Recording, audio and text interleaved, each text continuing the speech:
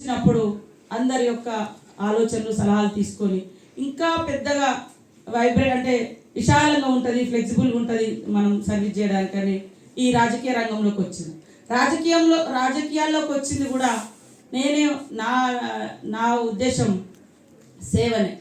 రాజకీయం అంటే కొంతమంది డిక్టేటర్షిప్ అనుకుంటారు, డామినేషన్ అనుకుంటారు, లేదా సంపాదన ఎంత పెట్టుబడి పెడతామో అంత రికవరీ అనుకుంటారు. బట్ నా విషయంలో అది జీవితాంతం బ్రతికున్నంత కాలం ప్రజలతో బాగుండాలి, మంచి సర్వీస్ చేయాలి అనే లక్ష్యంతో పనిచేస్తున్నాం. మీరంతా కూడా ఒక స్టూడెంట్స్గా రేపటి అంటే ఈ దేశ నిర్మాణంలో మరి మీ యొక్క పాత్ర ఉండాలి. ఈ దేశ నిర్మాణంలో మీ పాత్ర ఈ దేశానికే కాదు, మీ కుటుంబంతో పాటు ఈ దేశానికి.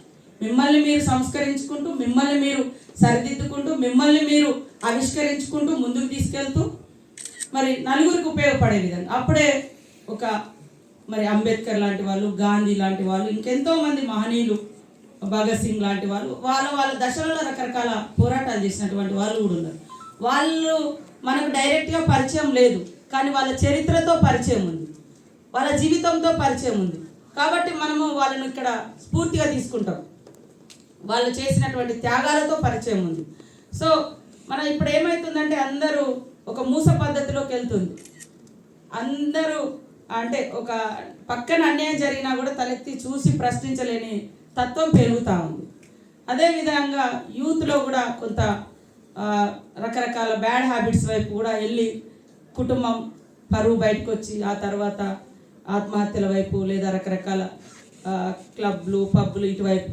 కానీ మీ తల్లిదండ్రులు మీ మీద పెట్టుకున్న ఆశలు, మీరు ఎంచుకున్న లక్ష్యాలను రీచ్ కావాలని మనస్ఫూర్తిగా కోరుకుంటూ, అదేవిధంగా ఈరోజు 100 కోట్లతోటి స్కాలర్షిప్ ఇస్తూ ఇంత మంచి ఎడ్యుకేషన్ ఇన్స్టిట్యూషన్ స్థాపించినటువంటి కేఎల్ యూనివర్సిటీ వారికి, అదేవిధంగా మరి కోనేరు వారి కుటుంబాలకు ప్రత్యేకంగా ధన్యవాదాలు తెలియజేస్తూ, సారీ నన్ను చాలా రోజుల నుంచి ఇన్వైట్ చేస్తున్నారు, కానీ నాకు జాతర సమ్మక్క సారలమ్మ జాతర మీకు తెలుసు, ఇంకొక 2 డేస్లో మేము స్టార్ట్ చేయబోతున్నాం.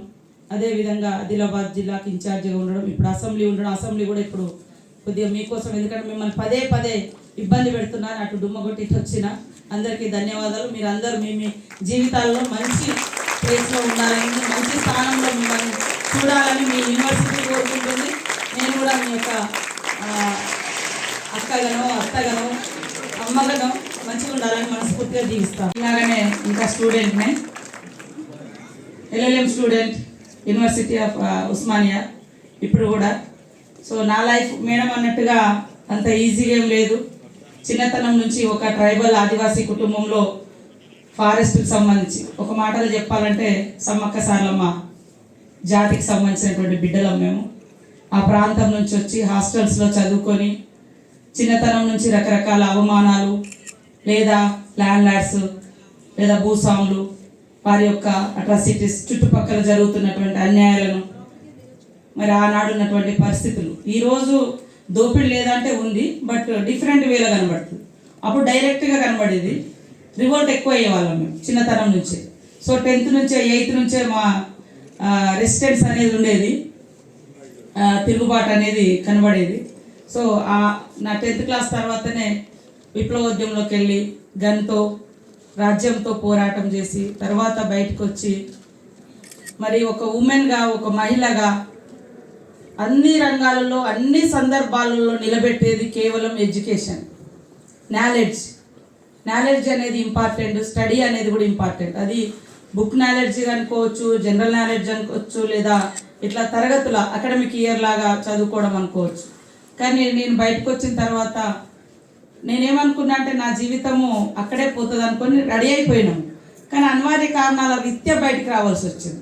సో బయటకు వచ్చిన తర్వాత కూడా ఈ జీవితాన్ని మరి ఏ రకంగా ఒక ఆడ కూతురుగా ఏ రకంగా ఉపయోగించుకుంటే బాగుంటుందంటే, ఫస్ట్ నేను నమ్ముకునేది మళ్ళీ చదువుకుంటే ఎక్కడైనా నిలబడగలుగుతాం, ఏ స్థానానికైనా వెళ్ళగలుగుతాం, మనల్ని మనం నిలబెట్టుకోగలుగుతాం, సెల్ఫ్ కాన్ఫిడెన్స్ కూడా పెంచుకోగలుగుతాం, ఆత్మవిశ్వాసం పెరుగుతుంది, అదేవిధంగా సెల్ఫ్ రెస్పెక్ట్ కూడా మనకు పెరుగుతుందనే ఉద్దేశంతో మళ్ళీ స్టడీస్ వైపు వచ్చి, ఏ కోర్టులో అయితే నేను ఒక నక్సలైట్ కేసులలో నిందితురాలుగా నిలబడ్డానో ఆఫ్టర్ 5 years అదే కోర్టులోకి వెళ్ళి నల్లకోట వేసుకొని, అదే సేమ్ కోర్టు, సేమ్ వరంగల్, నాకు ఎవరైతే నా కోర్టు కేసు ఆర్గ్యుమెంట్ చేసిన నా సీనియర్ ఉన్నారో వారి దగ్గరనే జూనియర్గా జాయిన్ అయ్యి కోర్టులో లాయర్గా నిలబడడం జరిగింది.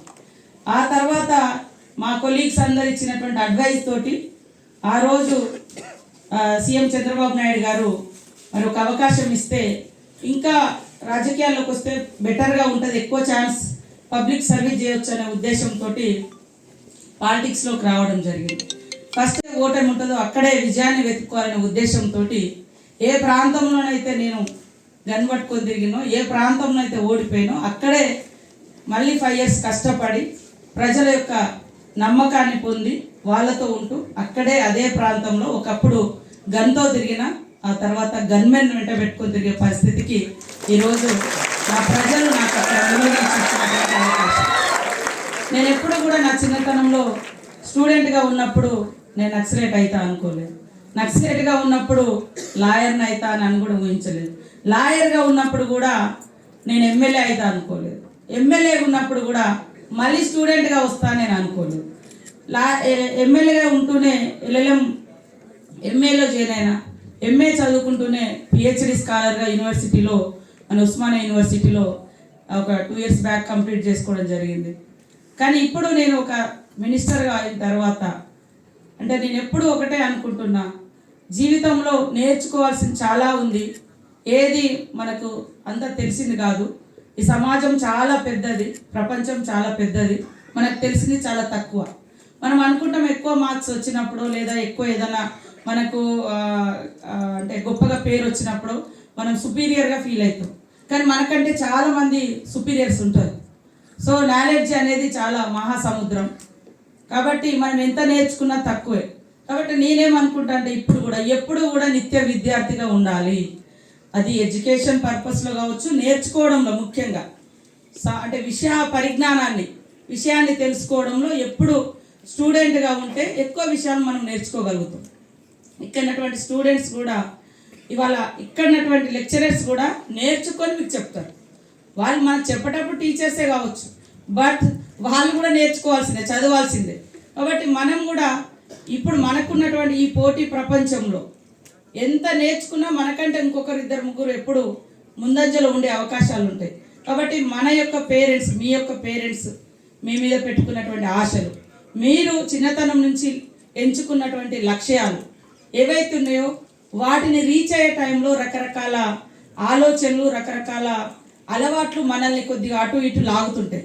కానీ మీరు పెట్టుకున్నటువంటి టార్గెట్ రీచ్ అయ్యేంత వరకు డైవర్ట్ కాకుండా ఉంటే ఆ తర్వాత మీ జీవితం మీ చేతిలోకి వచ్చిన తర్వాత మీరు అనుకున్న పద్ధతిలో ఒక 10 మందికి సేవ చేయగలుగుతారు, లేదా కుటుంబాన్ని పోషించగలుగుతారు, లేదా మనకు ఈ రకమైనటువంటి స్కాలర్షిప్స్ అనౌన్స్ చేసి ఒక అవకాశం ఇచ్చి మనం ఒక మెట్టు ఎక్కడానికి అవకాశం ఇచ్చినటువంటి కేఎల్ యూనివర్సిటీ వారికి, అట్లాంటి స్టూడెంట్స్ కూడా మీరు ఇంకొక దారి చూపినటువంటి వాళ్ళు అవుతారు, అదేవిధంగా స్ఫూర్తినిచ్చినటువంటి వాళ్ళు అవుతారు. కాబట్టి మనం అందరం ఎవ్వరం కూడా ఒక్కొక్క లైఫ్లో చాలా కష్టాలు ఉంటాయి, బట్ ఆ కష్టాల నుంచి ఒక సంక్షోభం, ఒక క్రైసిస్ ఈజ్ ఏ ఛాలెంజ్. ఒక క్రైసిస్ను ఒక ఛాలెంజ్గా తీసుకుంటే ఒక అద్భుతాన్ని సృష్టించగలుగుతారు. సంక్షోభం వచ్చింది, సమస్య వచ్చిందని పక్కదారి పడితే జీవితం నుంచి మనము పారిపోయినట్టు అవుతుంది. ఇప్పుడు ఆపరేషన్ లేకుండానే మోకాళ్లకు ప్లాస్మా ట్రీట్మెంట్, మీ ఆర్థోపెడిక్ సమస్యలన్నిటికీ రోబోటిక్ టెక్నాలజీ ద్వారా తక్కువ ఖర్చుతో శాశ్వత పరిష్కారం, ఫ్రీ కన్సల్టేషన్, ప్రతి ట్రీట్మెంట్ పై 20% డిస్కౌంట్. ఈ ఆఫర్ కొద్ది రోజులు మాత్రమే, త్వరపడండి. V9 hospitals 9281465842.